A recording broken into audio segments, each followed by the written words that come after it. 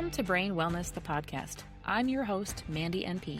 What started as all things related to brain health and wellness has morphed into largely brain injury health and wellness, with occasional other neurological topics. My mission remains the same, to help you on the path to a healthier brain. So, without further ado, let's get into the show. Hello, everyone, and welcome back to another episode of Brain Wellness, the podcast. My guest today is Kristin McKenzie. Kristin is an AVM and stroke survivor, former scare actor, and video director working every day to recover from a life-altering incident and bring awareness to aneurysm and stroke symptoms to save others from a condition that almost ended her life in 2024.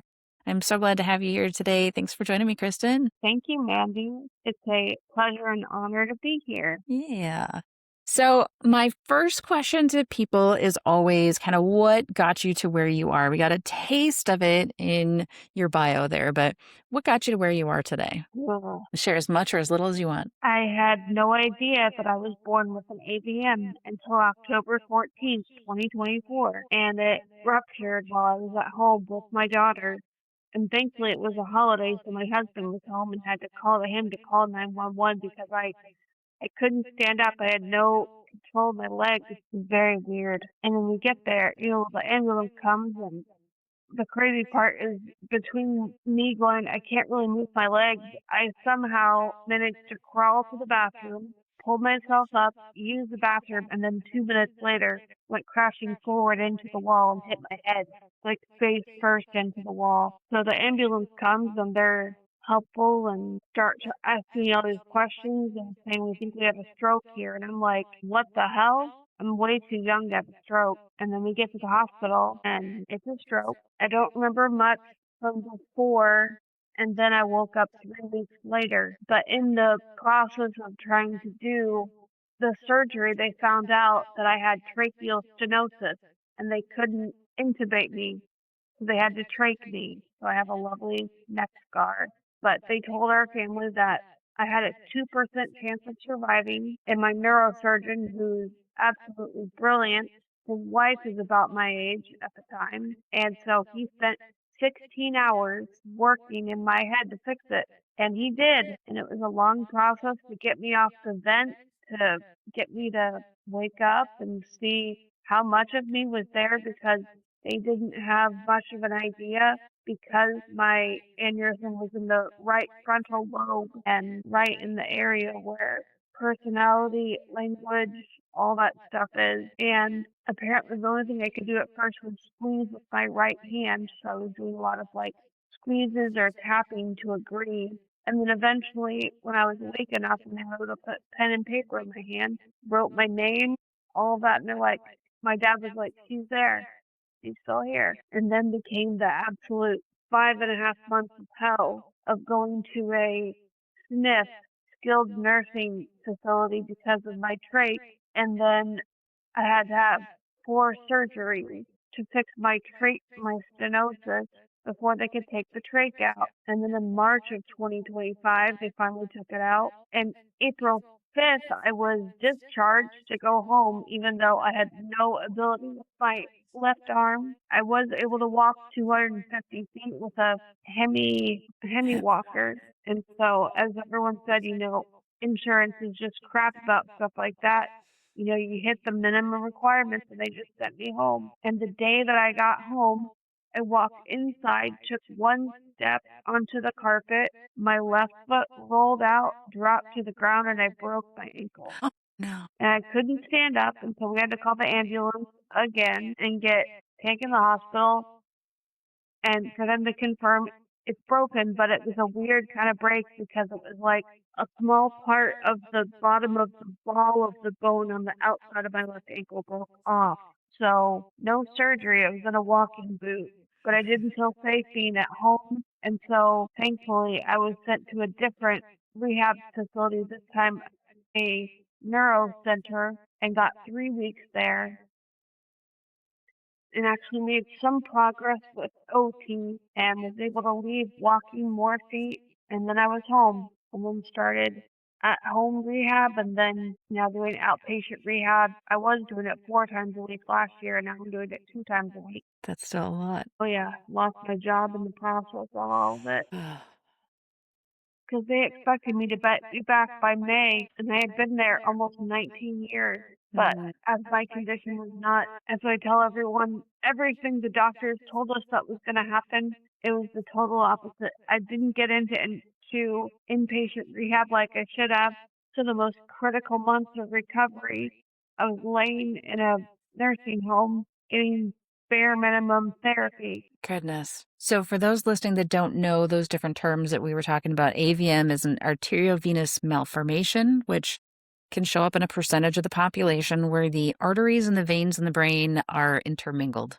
Tangled. And yep. And then when those rupture, that's one of the most common causes of a hemorrhagic stroke, because there are two different kinds of strokes. The ischemic stroke that causes a clot to form and obstruction of a vessel, or the hemorrhage where the vessel ruptures, and then you have that rupture of the blood into the brain. Either one is a stroke. They are both considered an acquired brain injury. So a lot of times we talk about TBI, traumatic brain injury on here, but all TBIs are acquired, but not all acquired are TBIs because the strokes are the acquired brain injury as well. And it's the interesting part about those is that you don't know what's going on in your brain until it happens. So there's nothing you can really do. We don't scan everybody to see what our blood vessels look like on a regular basis, so we have no Well, idea underlying. Yeah. it's so rare for an AVM. Yeah. It's like less than 1% of the population has one. And Yeah. as you know, most people don't know they have one until it ruptures because it doesn't cause a lot of problems. Or they say if you hit a certain age, it increases, but women have a higher chance of having one than men. Mhm. We still don't know why they form. And as your providers told you, it was a low chance of survival. And it is very unfortunate. I have seen more than my fair share of patients when I was working in the hospital that had that happen and did not survive and would not be here to be able to talk to me about this. So you are kind of a miracle in that regard. I've, I've been told the moment I woke up that everything I'm able to do is a miracle. Yeah. And it's something that I took to heart in my recovery. Yeah. Yeah. You mentioned a couple struggles, but what were some of those bigger struggles like early on when you got back? So we're still kind of in the early phase if you just got back in 2025, but kind of early in that first year or so, what were some of those biggest struggles? I mean, I still struggle with things like cooking in the kitchen. The big one for me was showering and washing my hair. Anything with self-care has always been a challenge, especially now only having one working hand and getting out of the shower safely, having the right tools in place so I can do that. And then within the last 2 months, we think I'm developing post-stroke epilepsy. So going through a series of tests, although I found out last Friday I can't get another MRI ever again because of the clip they use. Oh, shoot. Yeah. So I have to go back in now for a CT scan with contrast to see what the brain looks like or like how much function is happening. Because I get these Yeah. weird arm spasms out of nowhere early in the morning and late at night where my arm will just like shake for like 3 seconds and then stop. It's the gift that just keeps on giving. Yeah. Although part of me is like, I wonder if it's not that, and I wonder if it's just neuroplasticity in my brain starting to try to remake things work. That can be as well. Yeah. What were or what are some of the physical symptoms that you've experienced? So that left arm is not quite working right. I can lift it to about here. With that, the longest time I wasn't able to walk without an AFO, which is a special brace to prevent my foot from rolling outward when I would take a step. I've just recently, within the last 2 weeks, have been able to consistently take steps very carefully and with my cane, barefoot, which from the moment I was able to take a few steps just felt like such a relief of I could have some kind of normal back. So I know that it can be rebuilt. I just have to keep working at it, and it's the kind of work that just sucks. Many people come through an experience like this stronger, but It's that strength building process that kind of sucks. Think about when you first start in a gym working out in your life, and it hurts before it starts getting better.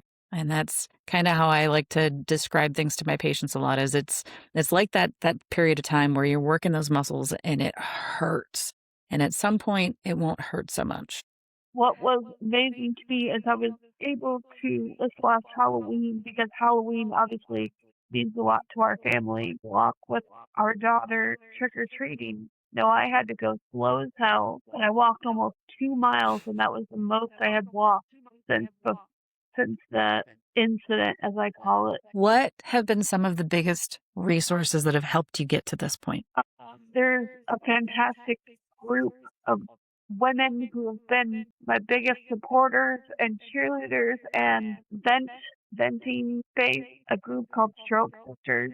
They started on Facebook and now they have their own app. Angie Reed is just an angel for making it, and having these women especially that understand what we're going through, what we're struggling with, what our wins are, what we have to deal with on a daily basis has been so helpful. Mhm. And I've got two close girlfriends that live kind of nearby that have been my other biggest cheerleaders because bless my husband, from the moment I was in the hospital and even to this day, his priority from the moment he wakes up is taking care of our daughter, getting her to TK and working so that we can be here. And so, it's been really hard in our relationship and nearly ended our marriage a few times. And I'm starting to see positive and things coming back because we've been together 21 years, married for 11, and I meant everyone in my house and that there's no one else in this world for me but him. And I'm so thankful that our daughter had him throughout all of this because I tell you what, I don't know what 3.5-year-old kid would go through that and not be terrified of their mom. She never once looked terrified of me that I could see. She saw me with staples on my head and didn't care. She jokes about how sometimes her arm doesn't work like mommy. But you're teaching her what resilience looks like. It's great. Those are some of the best lessons we can give our kids. I think in my own recovery from my TBI, I've talked with my kids and they saw the strength. They saw the struggle, but they saw the strength and the perseverance through it. And that's such an invaluable lesson we can give our kids. Do we ever want to go through it ourselves? No. It's not something we would wish on our worst enemy, probably. No. But going through it, you don't get the choice on whether or not you do. Yep. You get the choice on how you move through it, how you push through it, and you are living proof that it can be done. So here's the crazy part. When my thing happened and my parents flew halfway across the country from Florida to California, my mom developed a cold, and about 4 days afterwards, she was admitted to the hospital here in California with kidney failure. Oh my gosh. So then she was doing dialysis twice a week for a couple of months until she was cleared to go back home to Florida, and where she got her last dialysis right before New Year's. And thankfully her kidneys have recovered enough where she hasn't needed that in months. She's a lot of change in medication, and she's a heart patient as it is. She had a heart attack at 49. That's a lot for your family to deal with these last couple of years. I mean, well, there's more. She lost her two brothers in the last 3 years. Her younger brother died of a stroke, and her youngest brother, the year before that, died from a heart attack. Having that background, that must have been hard for your mom to watch you go through that. Yeah. Well, I think they felt like, what did we do wrong? And like, Mom, no one did anything wrong. This just happened. I just got the short straw. And even the doctors told me, like, you didn't do anything to cause this. Yeah, like you said, we don't know why they develop at this point. And it's not really, there's not something that we can identify for symptoms because it doesn't show any symptoms until it happens. So you can go and have a full checkup and everything be just fine. And this could literally happen the next day. And the only thing I've been told is if you have a really bad, like, thunderclap headache. Even then, I never had, I would get seasonal headaches from, like, allergies, but I had sinus-related issues, but nothing. I'd never had like migraines my whole life. I never had dealt with any of that. So Mm. I was one of the ones who just had no symptoms. So, this is always a tough question. I'm going to follow it up with a positive one. What are some of the things you miss about yourself prior to this happening? I loved being a crafty mom and making costumes and doing arts and crafts with my daughter, and not being able to do a lot of that is really hard. Not being able to carry things with both arms, taking things up and down stairs is, I tell you, it's a mental gymnast routine to think about how I'm going to do something before I actually get to attempt to do it. Laundry, oh, I hated laundry before. It's even worse now. And in this whole process, which everyone says is positive, and I won't disagree. I've lost 80 pounds, and so there's a lot of Not a clothes that great way to lose it, but yeah, yeah, I mean, I lost 30 of it, and that's a lot of muscle mass lost on that one, unfortunately. yeah, well, it was getting nose goo, as I called it, because I had an NG tube. Hmm. And when it finally fell out that last time, I refused to let them put it in and said, no, I'm going to take the swallow test on Monday. I'm done with this. I said, I want to eat. I want to have real food. And they begrudgingly agreed to it, and it passed with flying colors. And that day I got grilled cheese and It's the little things that make you really happy at that point. yeah. Well, Probably one of the best grilled cheeses of your life. yeah, even from a hospital. Yeah. Although it was funny because beforehand I begged a nurse. I said, I just need something like, can I lick or like taste ice cream on a spoon? And he said, okay. He's like, but you can't eat it. I devoured that whole thing of ice cream. I'm sorry. You can't put that in front of me and tell me I can't have it. Hmm. So now thinking a little bit on the positive side, what are some things that you've noticed that are wins, things that make you happy since the injury? Being with my family, getting to do things with them, being present in their lives and making impact. Like last week, my daughter's in this summer program, and so they had a foam party day. And when they left in the morning, they forgot her bathing suit, her towel, and her crop. And I called my girlfriend and said, hey, I need someone to take me over there to her school and drop it off. And I got to be super mom, and she was so excited to see me with all of the stuff she needed. And my husband was so appreciative that, if something goes wrong, that he has someone he can rely on to help out. And that just felt really good. That's huge to have those wins. Oh yeah. Well, my daughter and I went to Florida to go see my parents because I've never seen their house there when they moved there almost 20 years ago. And so we stayed with them and we took her to Disney World for 2 days. And she had the time of her life at Epcot and Hollywood Studios and just loving her life. And next week, she and Daddy are going to Japan for 9 days. How are you going to do with that? Well, I'm going back to Florida. Yeah. There you go. So my parents didn't want me to be alone, and I get it. Yeah. Between the new meds I'm on, having to transition off of some meds for others, they just don't want me to be here alone for that amount of time. I'm really glad that you have such a supportive family. That's not the case for everyone that goes through these kinds of experiences. Yeah, I know I'm very fortunate for it. What are some of the things that you wish other people knew about these experiences? Post-stroke fatigue is a real thing, and it's not something where you can just tell someone, "Oh, go to bed a little bit earlier." It's not a matter of sleep. It's a matter of just feeling tired in a way that you can't get relief from. Mm. I was talking to one of my stroke sisters about this, and she said, do you think it'd be worse if you weren't mentally there, or if you were and your body wouldn't cooperate? I said, if that was me, I would just tell someone, just put me out of my misery, Mm.